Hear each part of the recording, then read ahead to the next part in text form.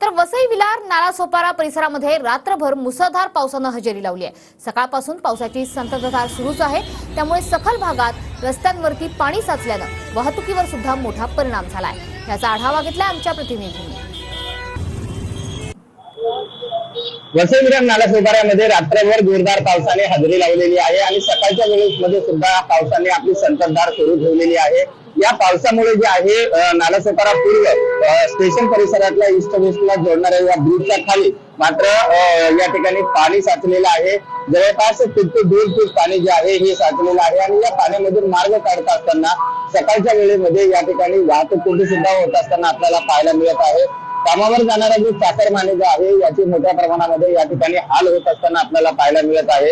Vasai Villar महापालिकेने अनेक ठिकाणी रस्त्याची उंची वाढवलेली आहे, परंतु अनेक रस्त्यावरती निकृष्ट दर्जाचं काम झालं असल्यामुळे त्या ठिकाणी खड्डे सुद्धा पडलेले आहेत।